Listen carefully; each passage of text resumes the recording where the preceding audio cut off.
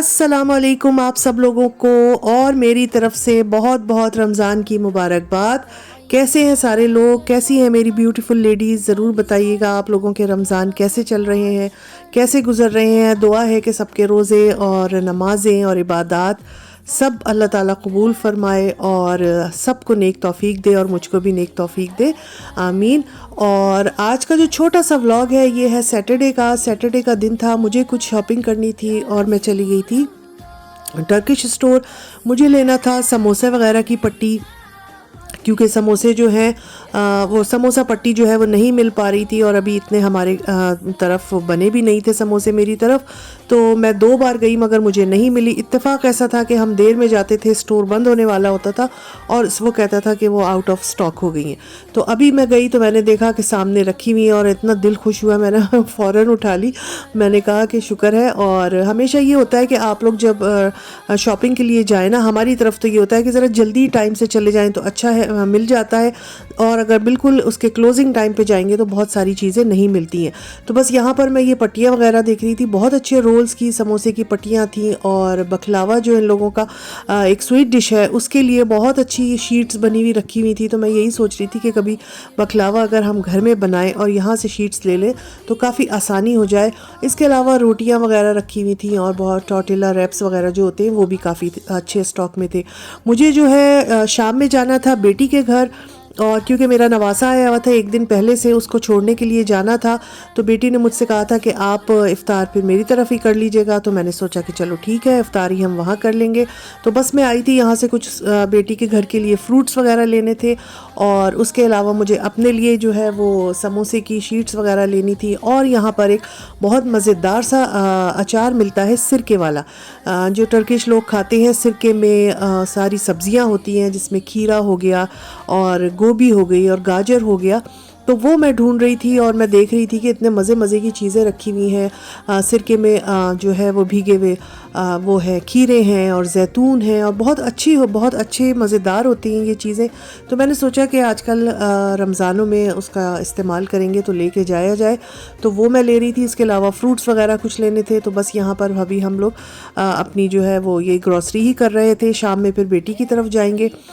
और रमज़ान की तैयारी जो है मैंने जो कुछ की थी थोड़ी बहुत वो मैंने आप लोगों को दिखाऊंगी। मैं वीडियोस जो है अपलोड नहीं हो सकी हैं, टाइम बिल्कुल नहीं मिल रहा है। और वीडियो अपलोड करने में, उसकी एडिटिंग करने में, उसकी वॉइस ओवर करने में काफ़ी टाइम लग जाता है। तो मुझे टाइम नहीं मिल पा रहा था। वीडियोस बनी हुई पड़ी हैं, इंशाल्लाह जैसे ही टाइम मिलेगा मैं आप लोगों के साथ उसको भी शेयर करूँगी। और यहाँ पर हम आ गए हैं अपनी बेटी की तरफ और उसको इलियास को भी छोड़ना था और हमने इफ्तार भी करना था। और यहाँ मैं आपको दिखा रही हूँ मेरी बेटी ने जो है वो काफ़ी रमज़ान के हिसाब से घर में डेकोरेशन की हुई है, क्योंकि इलियास की एज ऐसी है कि बच्चों के सामने अगर हम ये चीज़ें करेंगे तो फिर वो सीखेंगे, उनको पता चलेगा रमज़ान क्या है, रोज़े क्या होते हैं। यहाँ पर इन्होंने ये बच्चों के लिए रमज़ान कैलेंडर बनाए हुए हैं। वो इस तरह से हैं कि ये प्यारे प्यारे से पाउचेज़ हैं, इसमें स्वीट्स कैंडीज़ वगैरह रख देते हैं। और 30 दिन के हिसाब से 30 ये पाउचेज़ हैं और वो हर रोज़ एक पाउच खुलता है कि भाई आज तीसरा रोज़ा है और आज चौथा रोज़ा है और उसमें से एक उनके लिए सरप्राइज़ छोटा सा गिफ्ट निकलता है। तो ये चीज़ बच्चों को बड़ी अट्रैक्ट करती है और ये चीज़ें करना भी चाहिए। हमारे बच्चे छोटे थे तो हमने भी उनके लिए की थी, अब हमारे बच्चे बड़े हो गए हैं तो वो अपने बच्चों के लिए करें। और क्योंकि यहाँ पे बाहर तो ऐसा कुछ होता नहीं है, बच्चों को बाहर बल्कि जाते हैं तो उनको लगता भी नहीं है कि रमज़ान है, ना कोई बात करता है, ना कोई रमज़ान वाली फीलिंग है, ना कोई माहौल है, क्योंकि तो इसलिए थोड़ा सा घरों में ही करना पड़ता है। और बच्चे क्योंकि इन चीज़ों से अट्रैक्ट होते हैं, खुश होते हैं, उनको अच्छा लगता है। तो ये चीज़ें थोड़ी सी बच्चों वाले घरों में एफ़र्ट जो है ये ज़रूर होने चाहिए। मेरे घर भी जब वो आया था तो मैं इलियास तो उसके नाना ने और उसने मिलकर फिर हमारे घर में भी लाइट्स वगैरह लगाई। बल्कि उसने आते ही यही कहा था कि आपने रमज़ान की कोई डेकोरेशन नहीं की। तो हमने यही कहा कि देखो हम तुम्हारा इंतज़ार कर रहे थे। तो फिर हमने उसके साथ मिलके जो है अपने घर में भी लाइट्स वगैरह लगाई और वो बड़े खुश हुए। और हमने भी उनको फिर रमज़ान कैलेंडर वगैरह दिया, और फिर मैं फ्रूट्स वगैरह लेके और यहाँ पे आई थी, और मैंने उसको कहा कि ये तुम्हारे रमज़ान के लिए जो है ये नानी की तरफ से गिफ्ट है। तो इस तरह की चीज़ों से वो बड़े खुश होते हैं बच्चे। तो हमने भी उसके लिए थोड़ी सी इस तरह की थी, और मेरी बेटी ने अपने घर में ये थोड़ी बहुत डेकोरेशन कर ली थी, मुझे बड़ी अच्छी लगी। मैंने सोचा आप लोगों के लिए एक छोटी सी वीडियो बनाती हूँ। वैसे तो मैं अपने घर में भी करती हूँ हमेशा ही, मगर इस दफ़ा इतनी ज़्यादा नहीं हो पाई है।